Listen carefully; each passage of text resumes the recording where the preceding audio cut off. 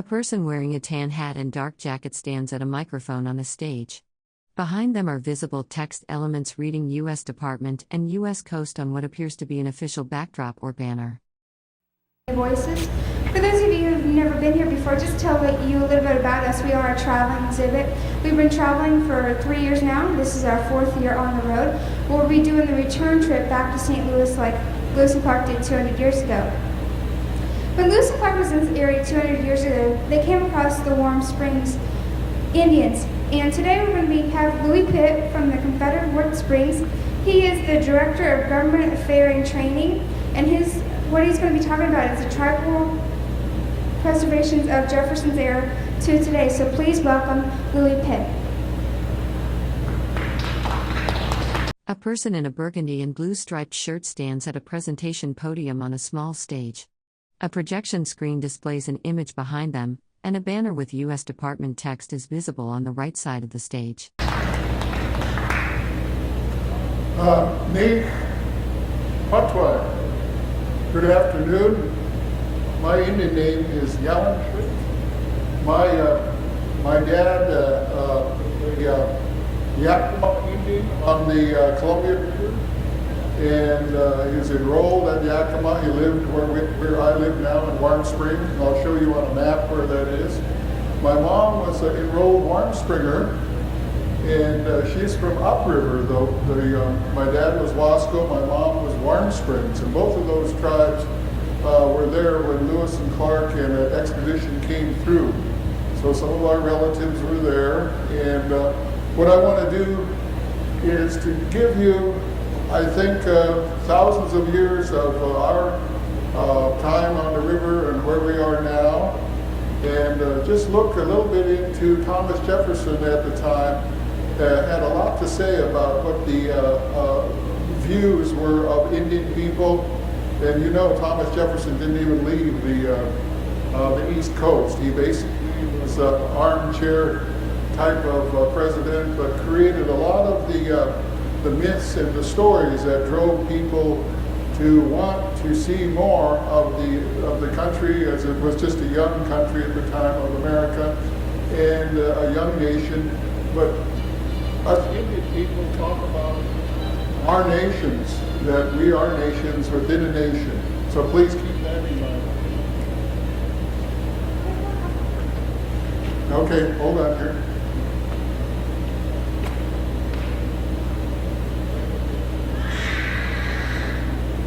Okay, so what we have here is a picture, a drawing by an artist in the 1850s, a Paul Kane, who captured the way of life that had survived and that our people lived on for thousands of years, a time that we call time immemorial, since the beginning of time.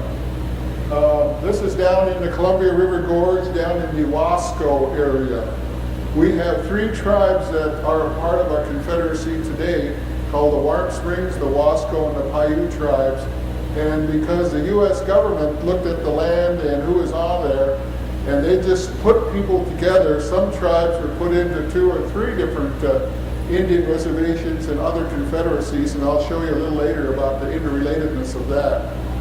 Life was good for thousands of years. The men fished and hunted as a part of our way of life, religious and belief system. The men had certain duties similar to what we do today, very physical type of duties dealing with the fishing, the building of structures, warfare, hunting, and strategic type of planning in the villages, and how to interact and work with some of the tribes that surround. A person wearing glasses and a maroon jacket with blue and white striped trim stands in front of a projection screen displaying partial text about departments and bureaus.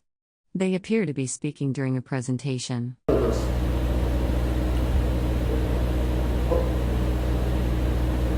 Here's a romantic depiction of a Wasco village on the Columbia River. Oh, from here it probably would be about 50 miles, well, let's see, it would be about 60 miles upriver from here. And again, this is a very romantic depiction because remember, the Columbia River, Nichiwana, the big river, was a very wild river. When the rivers ran wild, yes, So anybody that built that close to the water had to be a little bit crazy, because that river would have freshets, and if you were there at the wrong time, really where our folks would really build was up here, because up there was like what you call a 500-year water play now. Again, this is life was good. Mount Hood, Y East as we call it, and again the great waters of the that Lewis and Clark were looking for.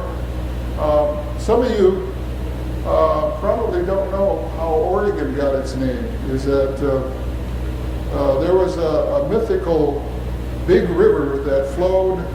About people were on I think the upper end of the Columbia, and that is a big river, and its mythical name was Oregon, or something like that, or R-Y-G-U-N, Oregon. And so that somehow, with a couple of map makers, is that gave this area. A person wearing glasses and a maroon jacket with white striped trim stands speaking in front of a projection screen. Text visible in the frame includes U.S. Forest and Department. The person gestures with both hands while speaking. The territory, the name of Oregon. So it's an Indian name. So very proud of that, as well as a lot of things around us are Indian names. This is a wonderful area with names like Clatsop County, Kamiakin, Wakayakum, Chinook. Wonderful names, all tribal names. Our way of life on the land, our tribe has celebrations of ceremonies throughout the year that we thank the Creator. The Creator provides us with water, with fish, deer, roots, berries, and back to water. When we celebrate, like right now, we're going to be celebrating acquisition and the Creator gifting us roots. Is our women will go out and gather the roots, and the men in the old days would protect their safety, and they come back and bring those on in, and we used to meet on Wednesday, and the women would work Thursday, Friday, Saturday, and Sunday we would have a feast. The feast dealt with, again, the same order of things as we've done for thousands of years, starting with water, ending with water, where we thank the Creator and we eat the foods in order, and we have lessons. So we have, like Sunday school would be for kids, we have that every Sunday for us, even today, talking to us about our Native American values, our Indian values, our values that are connected to those lands that we don't say that we lived on, that we come out of, that we're in the land. The way of life, very circular. The earth provided a lot. Waters provided a lot of sustenance.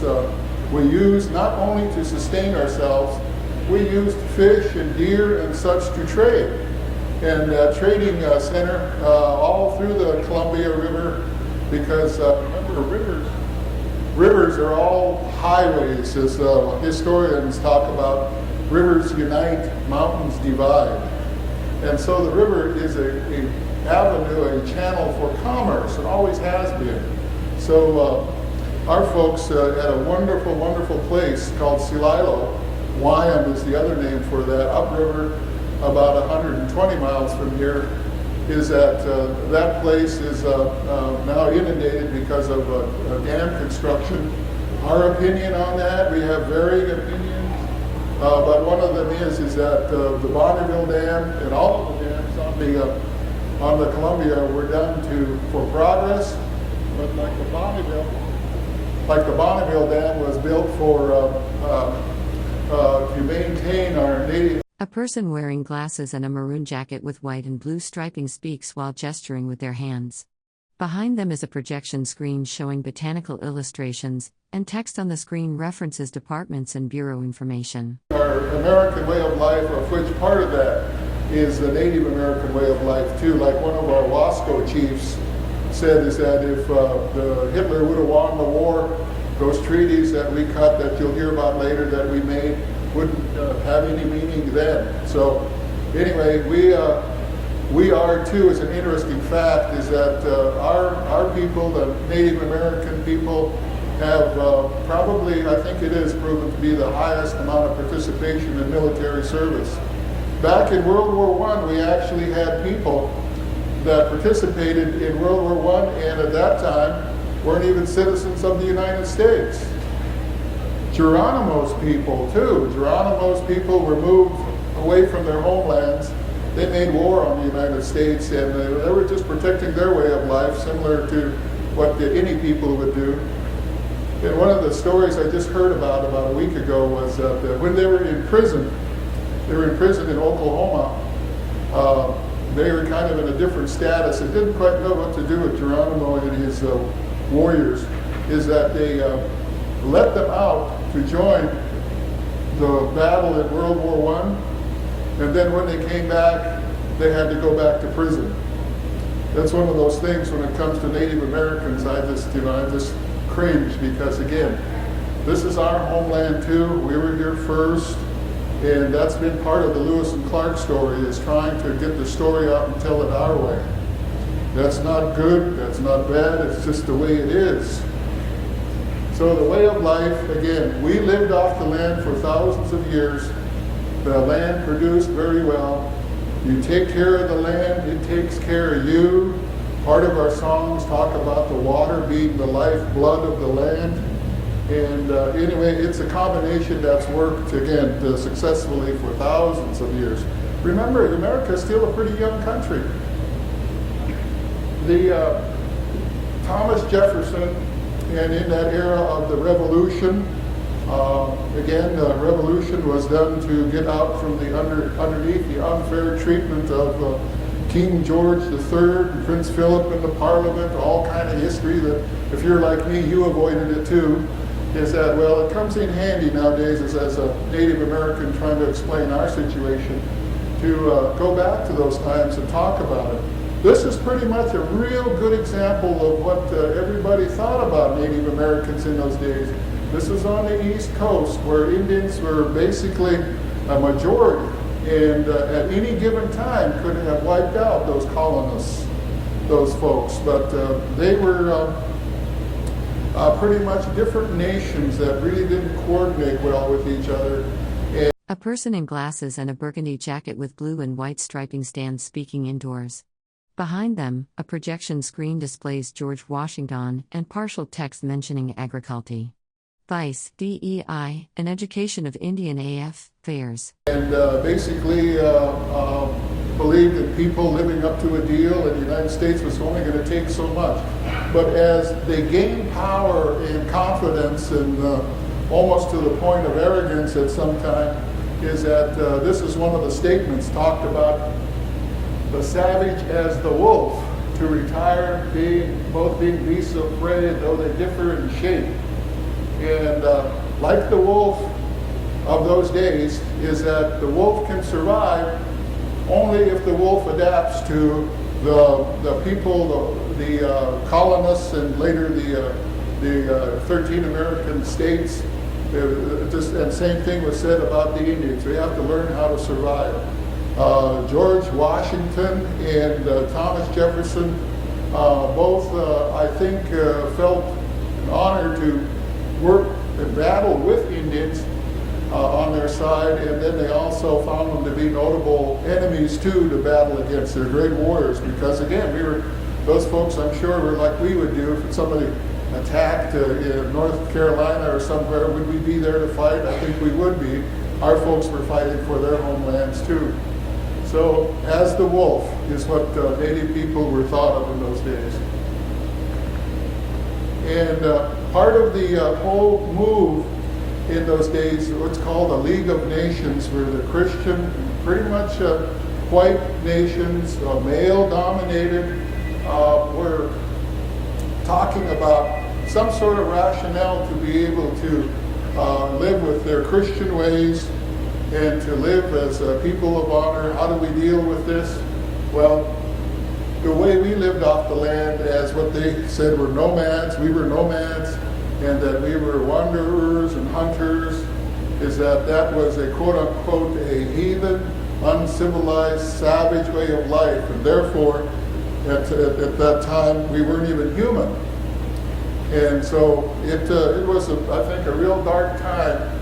In early American history is a pretty dark time. Pre-early American history was a time of slavery and what's called conquest. And to leave us out there in control of these wonderful forests without making things square and farming them and civilizing the land, is that's civilizing it, and that's making it more productive, is that to leave the Indians in possession of their country was to leave the country a wilderness. It was a waste of lands. John Locke, the great philosopher of the time, who believed strongly in discovery, the rolling, not only in America going from east to west, but also throughout the world, this League of Nations. A person wearing glasses and a burgundy jacket with blue and white striping stands in an indoor setting with a wooden podium and clock visible behind them. They appear to be speaking, with one hand gesturing. Were these nations of trying to be civilized, and again, part of the thing was to try to Christianize the world and change people no matter what.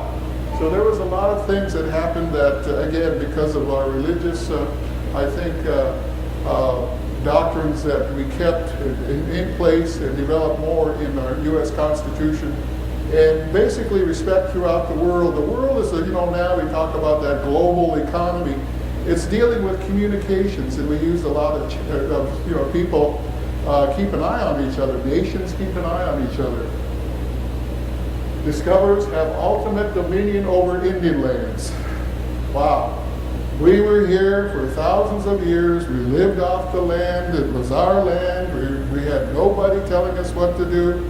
People come in and say they have dominion. It means they have control and power over us because we don't build our houses square. We don't civilize the ground and make it into productive farmlands. And we're not Christian. And so they have dominion over us. Well, this is one of the individuals that didn't know that America had dominion over him. His name's Tomakan. He's a Wasco Indian that, again, was if you think about and know where the Dalles is, about from the Dalles up is the Warm Springs people, and then from the Dalles down to even here, we're called the Chinookan. In our case, it's the Wasco people. We spoke a language called Kiksh. And Tomakan, I get a kick out of his hair too, because it looks like he always has a bad hair day too. Is that Indians with curly hair it's a curse, but he's doing okay. Tomakan's notability is that when he was young, I had to put about 3 different articles I read and document research I read, is that he was there, part of the he was part of the team that took away Clark's dog, Seaman, and Lewis and Clark threatened to kill those guys, and they had to drop the dog and bring them back.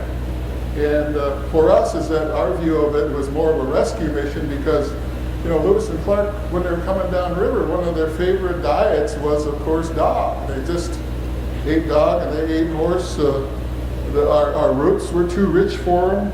Our salmon was too oily for them. The elk didn't quite hit some of them just right. The bear that we had and the different type of other foods that we added to our food just sometimes didn't hit them right. And so they had a total. A person in a burgundy jacket with white and blue striped trim stands in front of a projection screen showing a map. Text on a banner below references agriculture, natural resources, education, and Indian Affairs departments. Totally different diet than we thought. So Tomakan, this was painted in 1847, and he was just a young fella back in 1806. Again, he's one of my relatives on my dad's side. This is one of the ladies here. This was about 1938 this picture was taken. Notice the slope of the forehead. She's one of the last ladies that was actually went through the the action that people did on the lower river here. The notable people, the high noble folks that had the higher classes had shaped foreheads. And so she's a Wasco of status. And again, she's a person that I'm not sure if I'm really related to this individual or not, but there's, this is Pio Machmaks. He's from upriver. He was, as far as I'm concerned, he was kind of like a strategic person when it came to negotiating firmly with war. So he was always seemed to be on the edge of certain firm actions of his people that were upriver. Again, what I'm trying to do here is connect you that we are a people. This is Kamayakin. He's from north of the area we talked about. He's a Yakama warrior chief, and also the main thing he was trying to do is try to get peace for the lands along his homelands up north of the river. Lewis and Clark stated when they got here into Wasco country that they saw square buildings, the first square buildings that they saw on their long journey since they left St. Louis. And that was, again, Wasco territory. This is a plank house of the Wasco folks. I just learned about 2 weeks ago that those roofs, the roofs with the planks like that, in the summertime, when they dried up, they shrink. So it had air between them so the air could go through it. Well, in the wintertime, they would swell shut, so then the water would come through. The average water that comes down in rain at Cascade Locks is 70 inches. I think it's almost 30 inches here, 27 inches in Portland. So notice too the canoes. Canoes were, again, a main mode of transportation. They were also trading materials, and like Lewis and Clark did, I think, a few times, when you're out of wood, one of the things you really needed when you go anywhere is you need good dry wood. And if you're in the rainy season, as they later found out when they came down here, it's really hard to find dry wood, because they talked in... A person wearing glasses and a maroon jacket with striped trim stands in profile, looking toward a projection screen. Behind them is text reading Department of Agriculture and Forest Service, Department of Education. In the book by Devoto, they complained for almost 30 days about the rain at the Fort Clatts area, and all I can say is welcome to the Oregon coast. There was a canoe that Lewis and Clark saw that was so fancy, and they couldn't see anything that was similar to it. They figured it was something that was traded to north and up at Puget Sound. This is the inside of a Wasco village, a Wasco lodge, pardon me. This is a pretty wealthy chief with the size. The size of it is pretty large. See the plank roof there? He's got salmon areas to dry and hang salmon. Got a trophy, looks like a deer head there. I think these guys are playing, gambling a little bit, holding a discussion over here. Just like the French, we keep our dogs inside to keep the place clean and critters out. And certainly places to sleep. And again, our folks were a little bit different. When we have these celebrations that we get together, people give away a lot. That's how you show how wealthy you are, how much you give away. Not what you hold on to, but what you give away. Just totally a different group. One of the later explorers, when they met with the Indian tribes, and this one other situation outside of Lewis and Clark, gives you an idea of the cultural clash, is that this non-Indian fellow was trying to remember, what's the best thing I could give to these Indian people, maybe like this, similar to this, is that, oh, my prized cheese that I've been saving for 400 miles on my journey from somewhere, from the east. And he went in there and he walked in, and the smell of the salmon and the smell of the deer meat and the smoke, he thought it was really repugnant. But then when he looked up, the smell of that cheese, all the Indian folks had their nose covered, but because they couldn't stand the smell of that cheese. It was so different. So something, that our cultures can clash sometimes and we don't even know it. You're jumping to take a look at the area. Without the house there, this is what it would have been like for thousands of years, just below Celilo Falls. Celilo was this wonderful place that had a falls channelizing, where an area where fish would have to go through this. And our folks used to be able to, like my dad used to do, was be able to fish there. When the fish were running, you could make a lot of catches, and depending on the season, whether it be commercial, whether it be sustenance for my own use, or a person wearing glasses and a maroon jacket with light blue and white striped trim stands indoors, holding a microphone. Behind them is a projection screen and wooden interior paneling. A ceremonial for religious purposes is that you could really catch a lot of fish to help take care of your bills for the rest of the year. And there was a very narrow channel.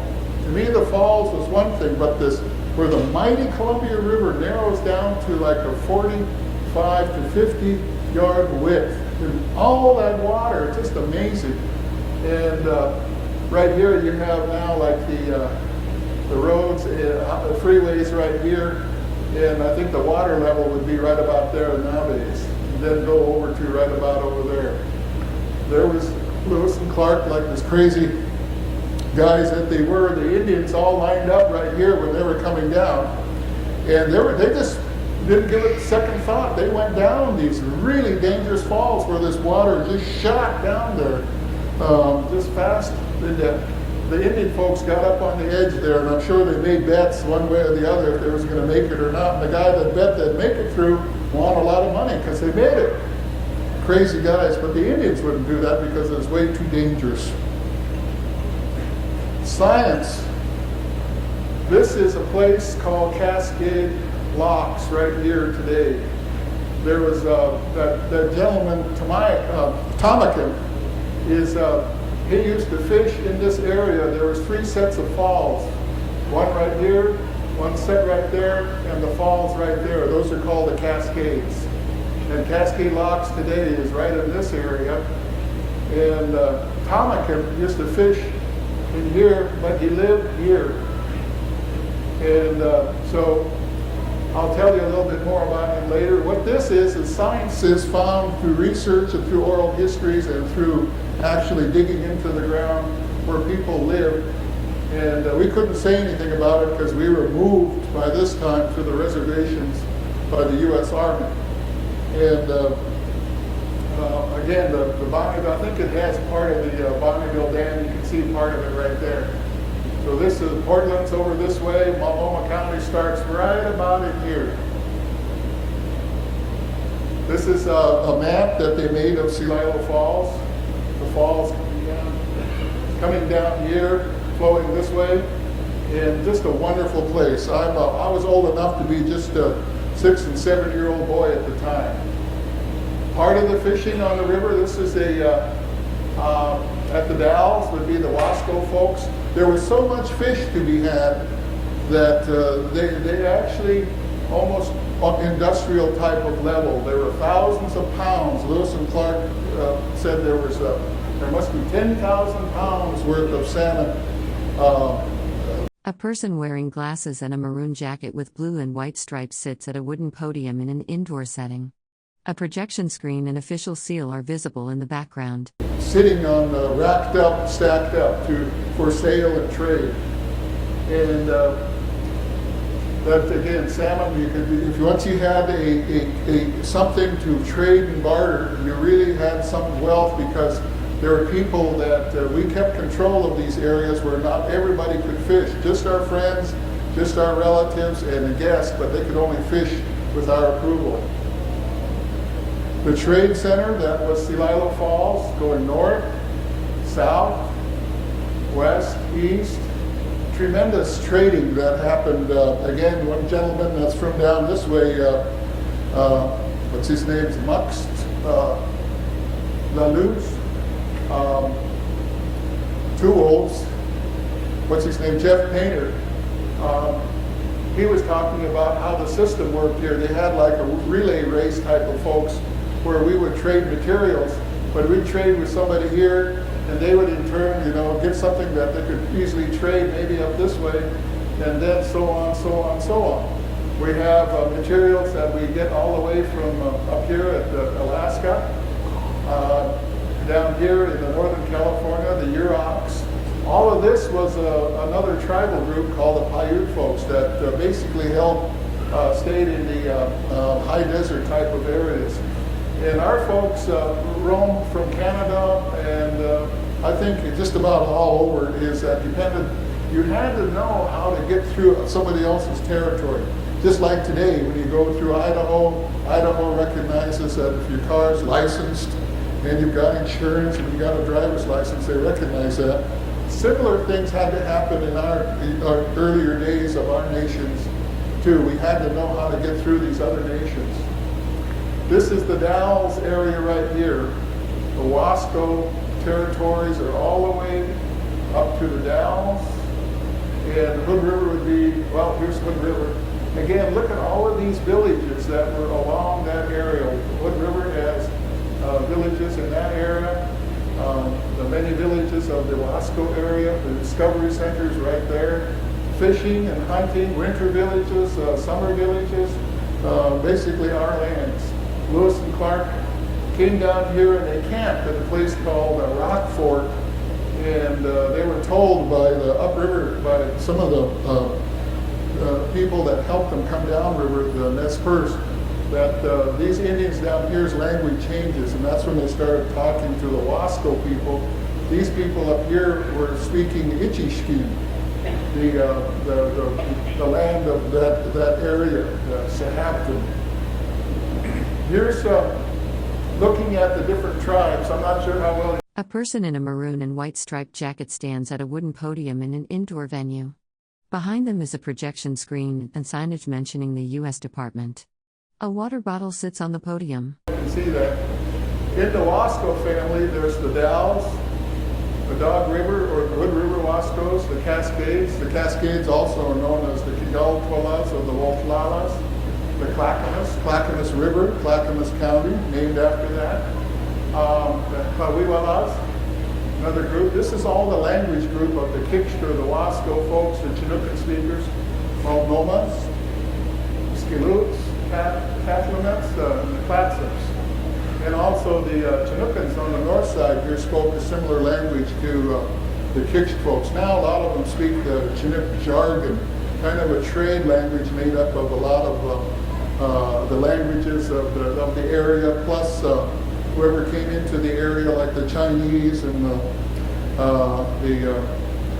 British people and the French, and just like any other language, according to the book that Carolyn Gilman wrote, is that they also, as a part of the language, great book from the Missouri Historical Society, got as a present by Carolyn Gilman, talk about them learning some languages, words that weren't really proper to say, except I guess in trading. And please note, every acre in Oregon had a tribal group on there. This is just what they took snapshots of and figured out from the late 1800s. And the language groups of a tremendous amount of diversity culturally. And of course, this is the west side, and I live on the east side. Tyke is one of our west side tribes. The Paiute tribe here, the Klamath and the Modocs, again, lived this way for thousands of years. Lewis and Clark only came down on the river to basically just got, like they say, the tip of the iceberg view of what we had in this area as far as nations. Excuse me. We have at Warm Springs, the Warm Springs Confederate Tribes has Wasco, Warm Springs, and Paiute. Excuse me. There's 13 different bands of Paiute in the state of Oregon now.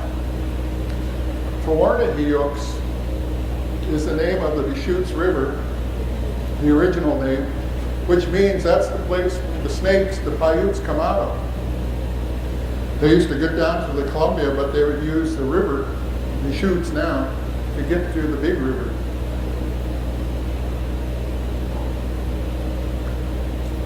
Again, look at the the language group of the Kiksh or the downriver Chinookans.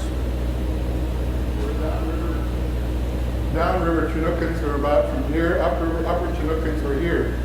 Basically the same language called. A person in a maroon and white striped jacket stands facing a projected map on a screen. They stand at a podium in front of text reading Department of Agriculture, U.S. Forest Service, and Department of Education. A water bottle sits on the podium. Kiksh. We're Wasco, Cascade. We have Clackamas people in our tribe. We have some Molallas. The Molalla people pushed over here for a while in 1810 and 1815, somewhere in there. We pushed them back over.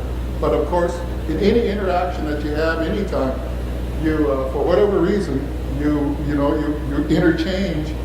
We kept some of the good-looking women and the hard-working young boys and some of the men that they had to help us out as tribes.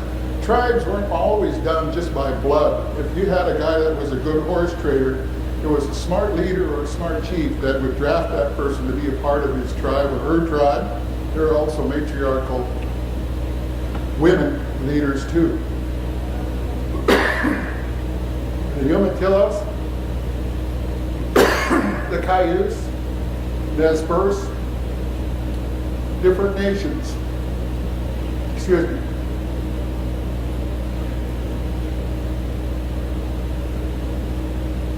So this morning I heard a gentleman that Jeff Painter talking about the Nehalem Clatsop. There's the Clatsops right there. And sometimes we got along, sometimes we didn't. This is the Wasco folks, the Warm Springs folks in here, and the Paiute folks lived around in here. And again, that's the way it was for a lot of years. The Umatilla folks, this is their area here, the Yakamas up here. Let's take another look at that. This is a little bit broader picture. Here's my tribe. We gave to the United States 10 million acres, a title for promise for our way of life. The right to fish, the right to hunt, the right to dig roots, and the right to pick berries. And also to graze our stocks. And so did the Yakamas. They gave up 12 million acres. The Umatillas gave up less than 9 acres. The Nez Perce gave to the United States title of, I think it was 10 million acres. 10 billion, I hope I said that right. So that's the deal that people have to live up to. People say, oh, those treaties that you made with the United States, they're old documents. They shouldn't be honored. Well, what happened in 1776? Isn't the Constitution an old document too? Should we honor that? Heck yes, we do. We have good people that pay the highest price of all for that. Their lives and liberty for protecting the Constitution, which in turn is really our way of life that we love as Americans. So that's the deal. We gave up title to 10 million acres in return for treaty rights that the United States is. A person in glasses and a maroon jacket with blue and white striping stands at a table holding a microphone. Behind them is a projection screen showing a light blue image. Text overlay reads Department of U.S. Forest Serve and Department of Ed. Supposed to honor in all states and all people under the United States too. So that's what we harp about in Indian country. That's the thing that we're always looking to, is trying to make sure that we're having our way of life taken care of and people listen to us. And again, this doesn't mean that those tribes no longer exist. They're all through here. There's 50-some tribes in the state of Washington. An amazing country with the people that we have, a diverse country that we do have with many, many cultures, including Native American. My reservation, we call it a reservation because it was reserved for the exclusive use of said Indians, and I'm one of those said Indians. That was in the treaty of 1855. We have land use, we're taking care of our land, and I can brag that we're taking care of our land better than anybody else that I've seen in the Northwest. And we have set-asides for our riparian zones, which is the area around streams and creeks and rivers. We set aside our wetlands. We have wilderness areas that we've set aside. These are links for, linking the habitats for wildlife to go through up and down. And another set aside here, we have, we're water rich in Warm Springs. This is, the Cascades is pretty much right here. Portland would be up here. From here down to Cascade Locks, a little hint, is 36 miles. That's the straight flying crow. It's 36 miles. Some of you know why I'm mentioning that, some of you don't. But we have 650,000 acres that were reserved for ourselves. I'm really proud of our lands here because we compared to other tribes, the question can be asked, how much of those lands are tribally owned and controlled? If you go to the Nez Perce, it's like 15% tribally owned and controlled on their reservation. The Umatillas, maybe 55% tribally owned and controlled. The Yakama, probably 50% owned and controlled. You come to my tribe, 99% owned and controlled by the Warm Springs tribal government. Are we real proud of that? You bet we are. Strong element of sovereignty. We're the big dog. Land use, we're the entity that has to be worked with. How did that happen? Part of it is we're out of the way of the river. We're out of the way of the Oregon Trail. We didn't have great lands. We had this terrible thing on our lands called treaties. The people in those days, in the 1850s, is that they wanted land like you have down here, that are open plains that you can get rid of the trees and make them in. A person wearing glasses and a maroon jacket with white and blue stripes stands at a podium holding a microphone, speaking in front of a projection screen. A water bottle sits on the table beside them. Into that productive farmland, real quick. In the forests that we had there, they were so thick that people just did not want to have anything to do with them. And so this was kind of located in the back door of the Oregon territories. But you know what happened after that? Trees had value. We bought our own mill, a mill that was put on the reservation by non-Indians. They did what's called high grading. We didn't do that, they did. And we eventually bought the mill. We built a resort called Canida. We did a whole bunch of planning with those dollars. Warm Springs folks are amazing. When the Dalles Dam was flooded, flooded our Celilo Falls, there was money given out. Most of the other tribes, the other three tribes, gave their money to their tribal members. Our tribe gave a part of it to tribal membership and put the rest of it into study about where we should be going. So we worked with Oregon State College at the time, and a lot of money in those days. We spent, I think, upwards of $80,000 working with them on talking about the potential for how do we use our lands and our waters and our resources. So again, I can brag all day on Warm Springs, and like Muhammad Ali says, it ain't bragging if you can back it up. And we're going to continue backing it up at Warm Springs. Again, this is the lands that we gave to the United States, 10 million acres. I put this in there. This is Jefferson County. They don't have any authority on a reservation. 13 different counties. Part of my job as government affairs is to figure out how do we go about protecting our way of life that deals with water, fish, deer, roots, and salmon, and other medicines and materials. There's a gentleman who had buckskins on and had all sorts of outfits that he got from the land, etc. Is that all that comes from the land? How do you go about making sure that those 13 counties understand how important those are to us? Here's that point, the Cascade Lodge, 36 miles. But as you know, that's as a straight flying crow. The drive there is about 120 miles. And we have our boundaries, and this was recognized as owned by us. Have you heard it's on there too, the Louisiana Purchase?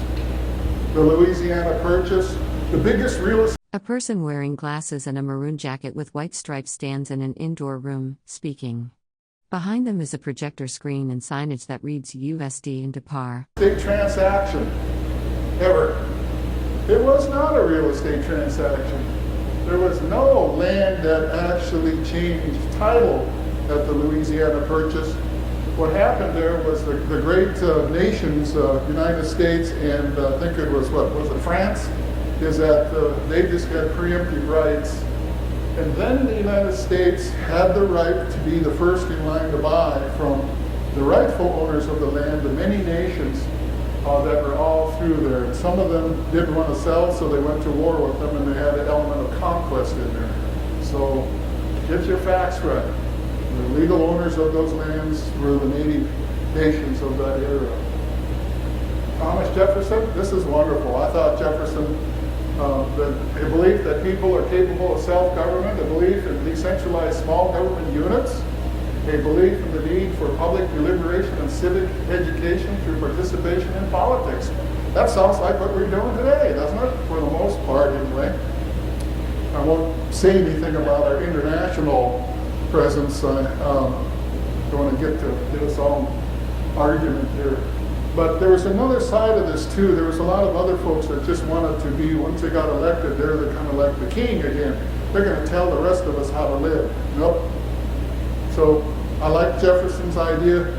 Back in those days, the founding fathers all argued about what should happen. And here's another thing, unfinished revolution, that the Constitution and that these governmental institutions that we have today, that's where we are. Part of my pitch is that not only do you have to get used to people culturally, but governmentally too. We have different type of governments within your state here in your nation. You have to also learn how to get along with us.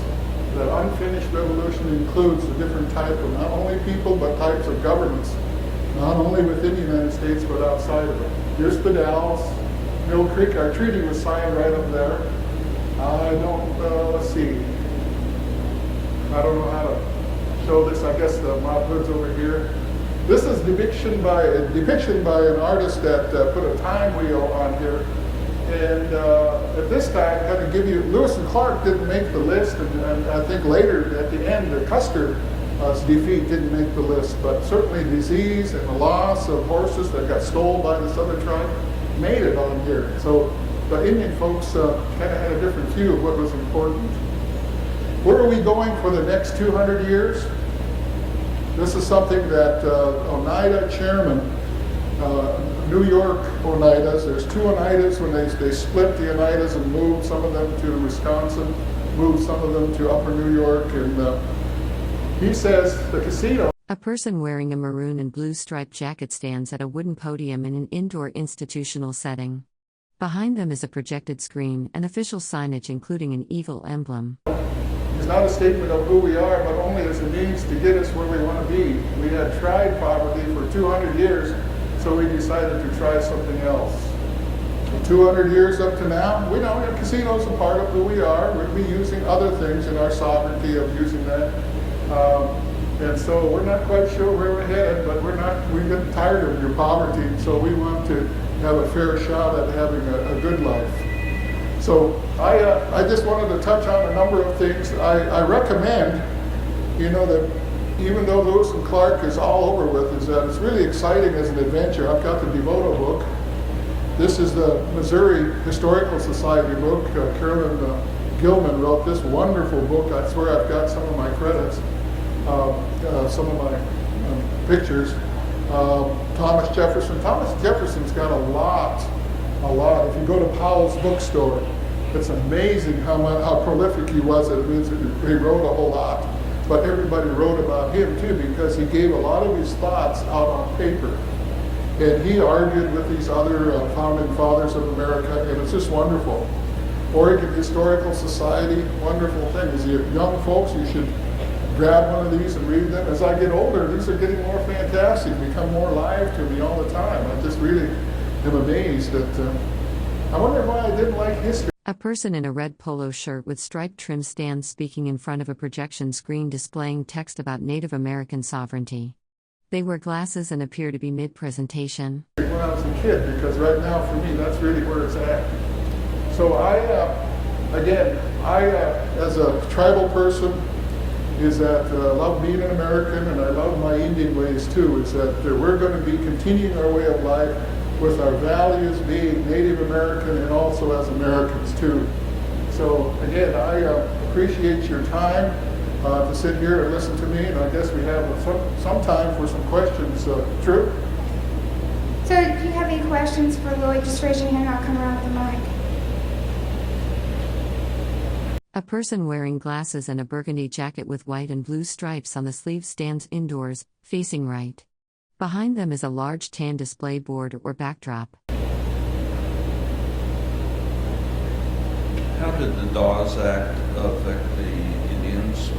I understand you're now an American citizen, but also you claim status as another nation. Sure. The Dawes Act, you're talking about the Inheritance Act? The Dawes Act was an attempt at the United States. There's folks in Congress that felt, what do we do with these Indians? Is that how do we help them survive? And so in their good intent, they figured, let's make these Indians civilized and farmers like us. So right at the time, we had land that we owned in common with each other, tribalism. That's kind of the classical interpretation of tribalism. And the Dawes Act said that every head of household could get 160 acres, and then we were responsible for farming those acres, but they didn't tell us that they were also going to become taxable in the county. And so a lot of our folks, what's this all about? They didn't pay the taxes, so they lost those lands where the county foreclosed on the reservation. Our reservation actually grouped up and talked to the superintendent at the time to get the superintendent to find monies on these lands that were going to be lost through tax problems, and bought those lands. So that's part of that leadership that I say that was good there. What was the second part of that? Well, I understood the Dawes Act being of all Indians citizens of the United States. Now they're claiming separate nations. Oh, sure. Well, we do. We do. I think all of us have different type of statuses of, I'm an American citizen, a tribal citizen, and a state citizen.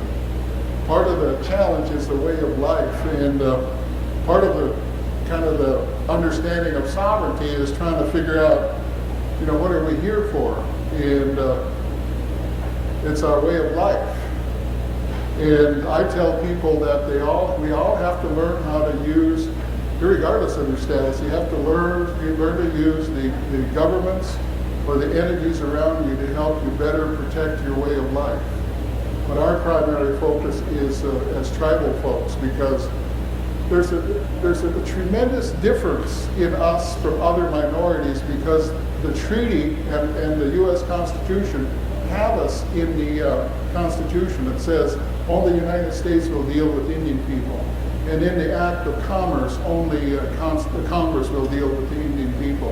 And these treaties were done between the United States and the tribal nations. So we have this different status that if we took a vote, just like here, if we took a vote now, let's vote for something that would be good for just me. You guys, you may vote with me, you may not. A person wearing glasses and a red jacket with white and blue striped trim stands speaking indoors. Behind them is a dark podium and a projected screen displaying text about conservation services and government agencies. But most of the time out there, like in Oregon, I think we're just barely pushing like 2% of the population. We'd always get outvoted. So we run to that unique, distinct political entity status to be able to help protect us government to government. That means we have to go talk to Congress. That means we have to work with the senators. That's my job. Representatives. I lobby in Salem. And that's utilizing that government to government status. And of course is that we have this land that we have these off-reservation rights too.